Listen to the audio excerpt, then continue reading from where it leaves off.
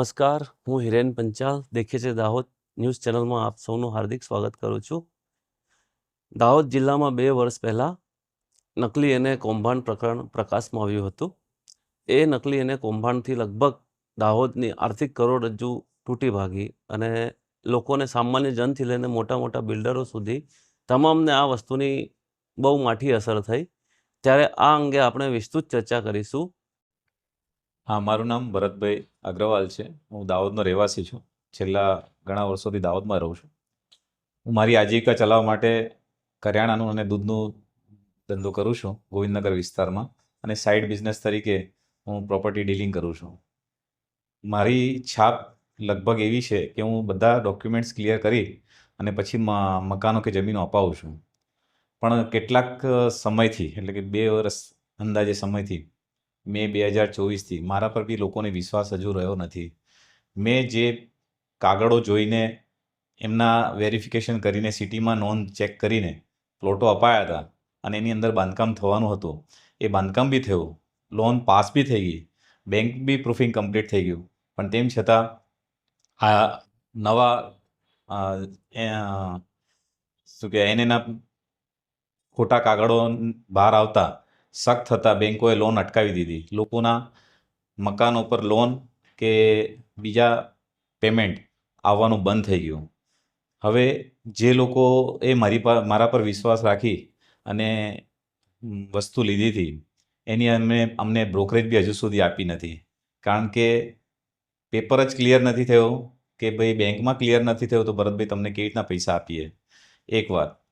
બીજી વાત, એમના છોકરાના કે એમના એડમિશન માટે, સ્કૂલો માટે જે પૈસા ભરવાના છે એ બી પૈસા એમની પાસે નથી. કારણ કે બેંકોએ એમના જે પેમેન્ટ આપેલું હતું એની સાથે એમણે લઈ લીધું પાછું. EMI તરીકે એમને પૈસા ભરાવડાયા કરે છે, અને જે બાકીની લોન હતી પૂરી મકાન કે બાંધકામ પૂરું થયા પછી એ લોન મળવાની હતી એ સ્ટોપ કરીને EMI ચાલુ રાખ્યા છે. એટલે એ લોકોને બી ડબલ નુકસાન થયેલું છે. બીજી વસ્તુ કે જે મકાનો કે જમીનો વેચાવાની હતી બીજી, જેના કારણે દાહોદનો વિકાસ થવાનો હતો, કે દાહોદમાંથી લોકોને એક વસ્તુ વેચાય એની સાયકલ ચાલ્યા કરે, કે આ વસ્તુ વેચાય તો એ બીજી વસ્તુ લેશે, જેની વસ્તુ વેચાય એ ત્રીજી વસ્તુ લેશે, એમ કરીને સાયકલો બી બંધ થઈ ગઈ, જેથી કરીને લોકોની આવકો અને અમારી આવકો બંધ થઈ ગઈ. બીજું કે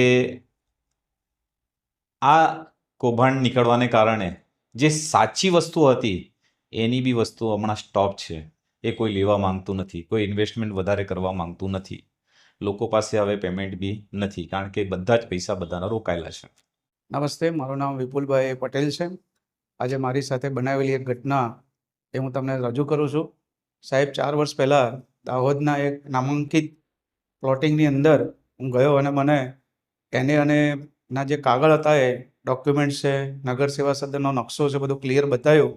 જેના કારણે હું એ સાઈડમાં એક નવું મકાન મેં બુક કરાવ્યું હતું, અને હું જે ઘરમાં રહું છું એ ઘર મેં વેચી દીધું નવા ઘરમાં રહેવાના સપનાના કારણે. પણ સરકારશ્રીના કેટલાક કારણોને અનુરૂપ એનેનું જે વાત થઈ એ પ્લોટોની, એ થોડી નકલી છે એવું ધ્યાનમાં આવ્યું. ત્યારથી એની ઉપરનું જે સમગ્ર જે બાંધકામ છે અને જે અમને મળવાપાત્ર લાભ છે, જેવો કે મને કોઈ દસ્તાવેજ નથી થઈ રહ્યો, નથી મીટરનો લાભ મળી રહ્યો, નથી GEBના કોઈ કનેક્શનના કોઈ પ્રત્યુત્તર પણ નથી મળી રહ્યા. અને આજે હું એ મકાન લઈને ભાડાના મકાનમાં રહેવા પામ્યો છું. આજે દર વર્ષે મારે ખાસું બધું ભાડું ચૂકવવું પડે છે, અને મારો પરિવાર મધ્યમ વર્ગીય છે. મેં એક સપનાનું ઘર તરીકે લીધેલું, પણ કેટલાક કારણોસર એનેથી વંચિત છું, અને આગળના મારા બાંધકામ પણ અટકી ગયું છે. તો આજે મારા પરિવાર અને મારી વચ્ચે સંઘર્ષ થાય છે. જે અમારું ઘર હતું એ પણ વેચાઈ ગયું છે, અને અમે ભાડું ભરીએ છીએ, અને નવા ઘરમાં રહેવાનું સપનું એ મારું ઝીરો થઈ ગયું છે. તો આના કારણે મારી એની પ્રોસેસ નથી થતી, મને મીટર પણ નથી મળતું, નથી પાણીનું કનેક્શન મળતું. તો જે પણ સરકારશ્રીની યોજનાઓ છે, જે વહીવટી અધિકારીઓ છે, એમને મારી નમ્ર વિનંતી કે મારા જેવા કેટલાય કસ્ટમરો હશે એમના પર આ વીતી રહી છે, હું એમના વતીથી પણ તમને એક નિવેદન કરું છું કે આ બાબતનો જલ્દીમાં જલ્દી અંત આવે, જેથી કરીને અમારા જેવા માણસો પર વીતેલી આ જે વેદના છે એનો અંત આવે. જો તમે જલ્દીમાં જલ્દી આ ઉકેલ લઈ આપશો તો અમે તમારા બધાના આભારી છીએ. મારું નામ નિલેશભાઈ ભીલવાડ છે, અને હું મંડા રોડ પર કન્સ્ટ્રક્શનનું કામ કરું છું. હું એક લેબર કોન્ટ્રાક્ટર છું. અને મારા નીચે ઘણા મજૂરો છે, એમને કોઈ મજૂરી બરાબર મળતી નથી અને આમાંથી કોઈ બી પ્રકારનું કામ બરાબર ચાલતું નથી. નાનું મોટું કામ ચાલે છે, એનાથી કે કોઈ બી મારું કે મારા મજૂરોનું કોઈ બીનું ઘર બરાબર ચાલે એવી શક્યતા નથી અત્યાર સુધી. અને જે નકલી એને પ્રકરણમાં જે કંઈ પણ થયું એ અંગે આપણને જણાવશે રાજેશભાઈ સેતાઈ. આપનું જી, હાર્દિક સ્વાગત છે નમસ્કાર. અમારી ચેનલમાં. હવે આ જે નકલી એને પ્રકરણ ચાલ્યું, એ જે નકલી એને પ્રકરણમાં એના પછી ઘણા બધા ડેવલપરને, ઘણા બધા કોન્ટ્રાક્ટરને, ઘણા બધા એમને ઘણી બધી અસર થઈ અને લગભગ એમ ગણો કે દાહોદની આર્થિક કરોડરજ્જુ તૂટી ગઈ એવી પરિસ્થિતિ સર્જાઈ છે. ત્યારે એના જે પ્રકરણ એનું ચાલી જ રહ્યું છે અત્યારે, તો અત્યારની શું સ્થિતિ છે એ અંગે હું તમને પૂછવા માંગીશ, તો આપ જણાવજો ને. નકલી એને પ્રકરણ લગભગ 2.5 વર્ષ થયા હશે. છેલ્લે 2 વર્ષથી એના વિશે ગુજરાત સરકારમાં પણ રજૂઆતો થઈ છે. ધારાસભ્ય શ્રી ભારતીય જનતા પાર્ટીનું સંગઠન દ્વારા પણ રજૂઆત થઈ છે. સાંસદશ્રીએ પણ પોતાની રીતે એમની રજૂઆત કરી છે. વેપારીઓ તરીકે અમે પણ સીએમ સાહેબને મળ્યા છીએ અને મહેસૂલ વિભાગના શ્રી આપણે જયંતિ રવિ મેડમને પણ મળ્યા છે. સરકાર તરફથી બહુ જ પોઝિટિવ આ પ્રકરણ વિશે એને સકારાત્મક એનો કઈ રીતે રસ્તો થાય એના માટે પ્રયાસ ચોક્કસ થઈ રહ્યા છે, પરંતુ સમય બહુ જતો રહ્યો છે. આપ જે વાત કરો છો તો એની શું અસર, તો લગભગ દાહોદમાં જેટલા પણ આ બોગસ એને એટલે ઓર્ડર ખોટી રીતે, એમાં 3500 જેટલા ઘર અથવા દુકાનો એમાં સમાવેશ થાય છે. મોટામાં મોટા 20 ડેવલપર છે, નાના મોટા, જે એની જોડે સંકળાયેલા હતા. 20 ડેવલપર જે છે એ કોઈનું નાનું કામ હશે, કદાચ કોઈનું થોડું મોટું કામ હશે, પણ લગભગ 90% નાના ડેવલપર છે. આપણે ત્યાં દાહોદમાં કોઈ મોટું ડેવલપર નથી. બધાની સ્કીમ 10-10 મકાન પૂરતી જ હોય છે. હું મારું વાત કરું તો મારા પોતાના 18 કે 19 મકાન, એ બી 3 વર્ષમાં, એટલે 6 થી 7 મકાન એક વર્ષની એવરેજ છે. એટલે બહુ મોટા ડેવલપર તરીકે અમે પણ નથી, પણ ડેવલપરની સાથે જે સંકળાયેલા છે એવી 15 થી 20 એજન્સીઓ સંકળાયેલી હોય છે. એક મકાન બનાવતા હોઈએ ત્યારે ડ્રેનેજના કામથી લઈને ફ્લોરિંગનું છે, લેબર છે, કલરવાળા છે, એ બધા 15 થી 20 એજન્સીઓ હોય છે. અને દરેક ડેવલપર પાસે 25, 30 થી 100 સ્ટાફ હોય છે, એટલે મજૂર વર્ગ, કારીગર વર્ગ, એ બધું ગણીએ તો એ બધા મળીને 2000 પરિવાર એ એમના પર જ નપતા હોય છે. એટલે સીધી અસર એ 2000 પરિવારને તો લાગે જ છે. હાલ કામો ચોક્કસ ચાલે છે, કારણ કે કામો અધૂરા હતા તો એકદમ એને રોકાય પણ નહીં, પણ એ રીતે તો પૂરો કરવા જ પડે, કારણ કે નહીં તો કાં તો ચોરી થાય અથવા તૂટફૂટ થાય. એટલે ધીરે ધીરે સ્ટાફ કામ કરી રહ્યું છે, પણ એમને નવા કામો નથી મળતા. એટલે અમારા જે પણ કારીગરો છે એમને પણ તકલીફનો સામનો કરવો પડે છે. લગનગાળાની સિઝનમાં હમણાં ઉપાડની વાત ચાલતી હોય અને સ્વાભાવિક છે એમના ઘરે કોઈ પ્રસંગ હોય તો એ ઉપાડ માંગે. અમે પોતે હમણાં આર્થિક રીતે બહુ જ ભીસમાં હોઈએ, છતાંય એક પરિવારની જેમ અમે એ સ્ટાફ જોડે કામ કરતા હોઈએ, તો નાનું મોટું અમારે ગમે ત્યાંથી કરીને પણ એમને પૂરું કરતા હોઈએ છીએ. એટલે આમ દેખવા જોઈએ તો દાહોદનું જે જીડીપી છે અને દાહોદનું જે ચક્કર છે જે આર્થિક રીતે, એમાં ઘણી જ તકલીફો પડી છે. કારણ કે 2-3 વાતો છે. એક તો દાહોદનું નામ છેલ્લા કેટલાક સમયથી નકલી ઘણી બધી વસ્તુઓમાં આવ્યું છે, એટલે હોઈ શકે કે સરકારમાં દાહોદની છાપ સારી નથી. કદાચ ઘણી બધી જગ્યાએ ઘણા બધા એવા થયા હશે જેનો હમણાં માર્ચ 2025માં એક ગુજરાત મહેસૂલ વિભાગે એક સુધારા વિધેયક પાસ કર્યો હતો, જેને જન વિશ્વાસ બિલ નામ આપવામાં આવ્યું હતું. બધાને આશા હતી દાહોદવાળાઓને કે પણ જે આ જન વિશ્વાસ બિલ છે એમાં કેવું છે, અજુગતું કંઈ થઈ જાય એટલે જાણ ના હોય અને કોઈ કામ થઈ જાય આપણાથી. જેવી રીતે કોઈ કન્સ્ટ્રક્શન કરીએ છીએ, આપણને જે મંજૂરી મળે છે એના કરતાં વધારે કરી દઈએ છીએ, અથવા ઘણીવાર મંજૂરી નથી લેતા અને બનાવી દઈએ છીએ. એવા બધા કામ અને બીજા જેટલી પણ સજાવાળી જે હતી એ દંડમાં પરિવર્તિત કરવાનું કામ જે જન વિશ્વાસ બિલમાં થયું હતું એમાં દાહોદનું પ્રકરણ પણ એમાં જોડાશે એવી બધાને આશા હતી, પણ કોઈ કારણસર કાયદાકીય કોઈ ગૂંચ હશે કે જે હશે, કારણ કે સરકારે પણ એમાં બહુ બધું અધ્યયન કર્યું છે, તો એવો રસ્તો નીકળે કે બોનોફાઇડ પરચેસ, અમે બધા બોનોફાઇડ પરચેસરમાં આવીએ છીએ. ખોટું થયું છે એક અમુક ચોક્કસ કેટલાક જણોની મળતિયાઓના કારણે થયું હશે, એમાં અધિકારી વર્ગ પણ હોઈ શકે છે, પરંતુ ડેવલપર છે કે નીચે જતા જે પણ આપણે બોનોફાઇડ પરચેસર છે, એટલે કોઈએ મકાન લીધું હશે કાં તો કોઈએ પ્લોટ લીધો હશે, એ બધા અજાણ છે. કારણ કે ઓર્ડર ખોટો છે સાચો છે એ કોઈ ચેક કરવા જતું નથી કે કોઈને ખ્યાલ આવે નહીં, અમને ના આવે, બોલો મકાન લેવા વાળાને શું ખ્યાલ આવતો? એમને નગર નિયોજકનો ઓરિજિનલ નકશો દેખ્યો હોય, બાંધકામની મંજૂરી મળી ગઈ હોય, ટેક્સ ચાલુ થઈ ગયો હોય, સાઇડ ક્લિયર હોય, એટલે એ લોકોનું મકાન લેતા હોય છે. હવે હમણાં આ બધા સ્થગિત થવાથી બધાની લોનો, કારણ કે લગભગ બધા મધ્યમ વર્ગના છે અને આ મકાનો કંઈ બહુ એ નથી, 25, 30, 35 લાખની જ વેલ્યુશનમાં જે ચાલે છે અને લગભગ બધાની લોનો હોય છે. તો એ લોનો બધી અટવાઈ જવાથી, કારણ કે જ્યાં સુધી આ વિષયનો કોઈ કાયદાકીય રીતે અથવા તો કોઈ સરકારનો કોઈ પરિપત્ર એટલે કે ઠરાવ પાસ થઈ એ ના આવે ત્યાં સુધી એના આપણે દસ્તાવેજ થઈ ન શકતા નથી. દસ્તાવેજ ના થાય તો બેંકનું જે છે એ પણ રોકાઈ ગયું છે અને જે આગળ આપણે જે પંચાયતો છે ને એમને જે બાંધકામની મંજૂરી આલવાની છે ને એમની ઇન્કમ પણ બંધ થઈ ગઈ છે. એટલે આશા રાખીએ કે આટલો સમય થઈ ગયો છે અને આવનારા સમયમાં સરકારશ્રી આમાં ધ્યાન રાખે. 2 વાર સીએમ સાહેબને પણ મળવાનું થયું છે. સીએમ સાહેબ બહુ જ સરળ ભાષામાં કીધું હતું કે કોઈ પણ બોનોફાઇડ પરચેસરને કોઈ પણ આંચ નહીં આવે, એમનું વહેલીમાં વહેલી તકે નિવેડો લાવીશું. એના પછી કાયદા વિભાગમાં કંઈક એમાં અભિપ્રાય માટે ગયું હતું, હોઈ શકે કાયદા વિભાગમાં કોઈ એવી એમાં કંઈક ત્રુટિ જણાતી હશે અથવા તો એમને ફૂલફિલ કરવાનું રહી ગયું હશે, એટલે સમય બહુ લાંબો થઈ ગયો છે. આપના માધ્યમથી આપે પૂછ્યું તો આપને કહી દઉં, જો સરકાર સુધી આ વાત જતી હોય અને વહેલામાં વહેલી તકે જો આનું નિરાકરણ થાય તો દાહોદમાં જે આર્થિક પરિસ્થિતિ જે છેલ્લા કેટલાક સમયથી બગડી છે એ ફરી પાટે આવી શકે છે. દાહોદ એક એવું સેન્ટર છે, એક બાજુ મધ્યપ્રદેશ ને એક બાજુ રાજસ્થાન ને ગુજરાતની બોર્ડર છે, એટલે એમાં વેપાર ધંધા બહુ સારા છે. એપીએમસીનું બહુ મોટું કામ છે. ત્રિબેટે આવતું દાહોદને જો ફરી ઊભું કરવું હોય, કારણ કે એક તો ડિમોલેશનના કારણે પણ થોડી અસર થઈ હતી અને આ વધારામાં આવ્યું, એટલે સરકારશ્રી એનામાં વિશેષ ધ્યાન આલી એનું નિરાકરણ લાવશે એવી આશા રાખીએ છીએ. પણ આપના માધ્યમથી આપ પણ આ સરકાર સુધી પહોંચાડો એવી અમે આશા રાખીએ છીએ. તમારો ખૂબ ખૂબ આભાર. ધન્યવાદ. ધન્યવાદ.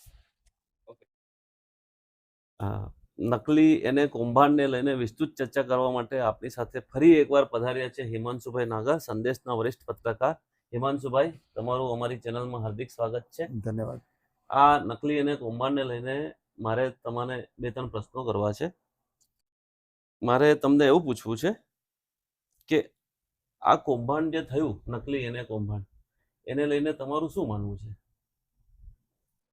હિરણભાઈ, આમ તો દાહોદ એટલે છે ને નકલી કચેરી ને નકલી એને ને આ બધું જે નકલી છે ને એનું બ્રાન્ડ એમ્બેસેડર બની ગયું છે દાહોદ.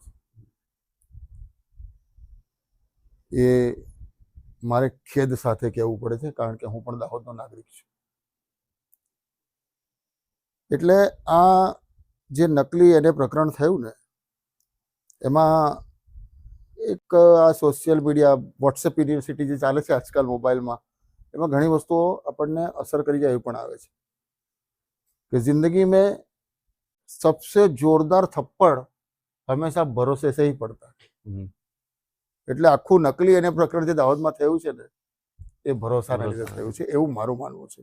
કોણે કર્યું, કેમ કર્યું, કેવી રીતે થયું, એ હવે ન્યાયિક પ્રક્રિયા અને કોર્ટને અધીન છે, એટલે એમાં હું અંગત કોઈ ટિપ્પણી કરવા માંગતો નથી.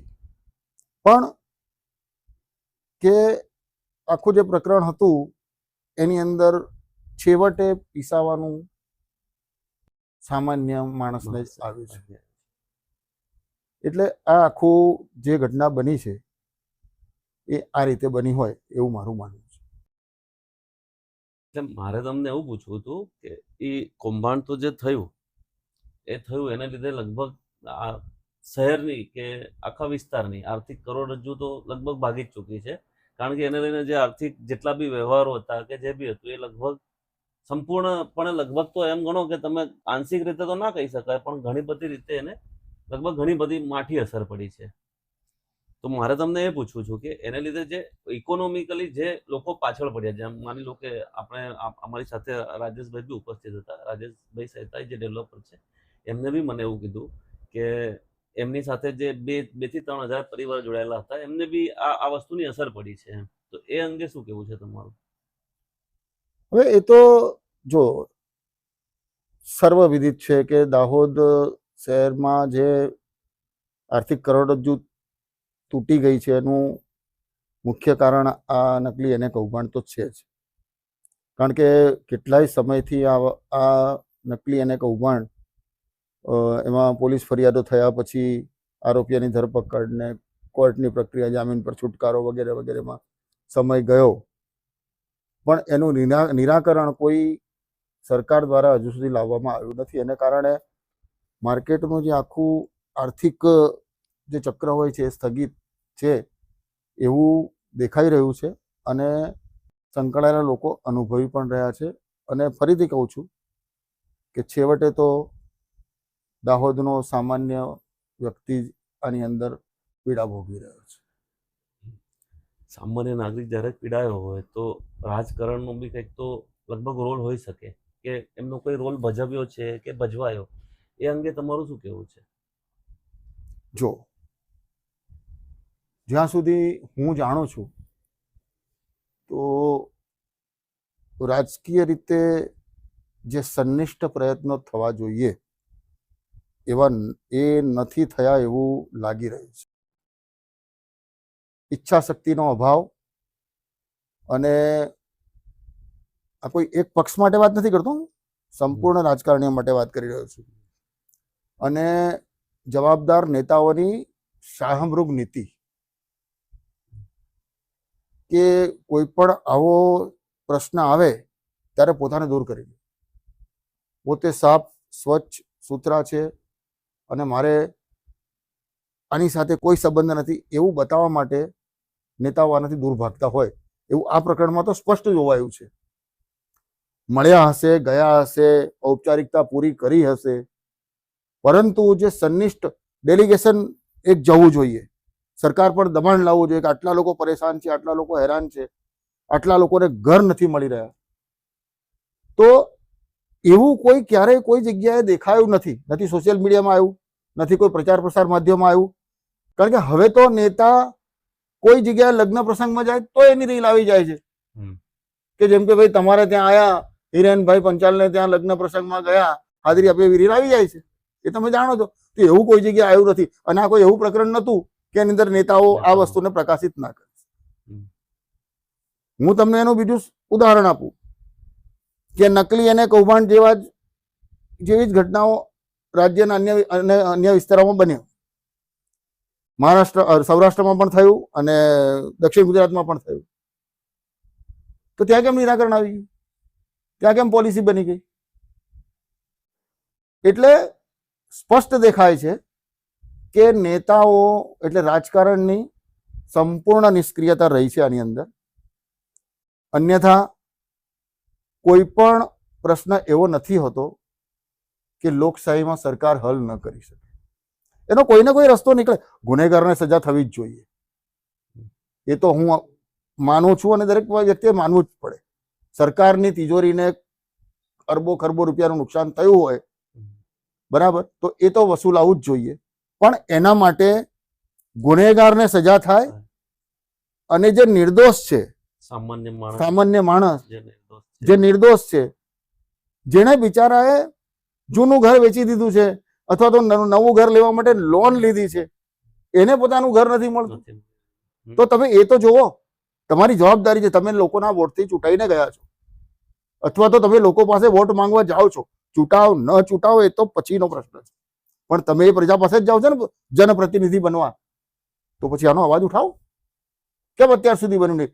આજે 2 થી 2.5 વર્ષ થવા આવ્યા. કોરોના કાળમાં લોકોને પરેશાની થઈ, પછી નકલી કચેરી એ તો બધું અન્ય પ્રશ્ન છે, પણ અમારા દાહોદ શહેરની અંદર દબાણ હટાવો ઝુંબેશ ચાલુ થઈ, દુકાનોની તોડફોડ થઈ, 200 સવા 200 પરિવારો અને દાહોદની આજુબાજુ ધંધા વેપાર કરે છે.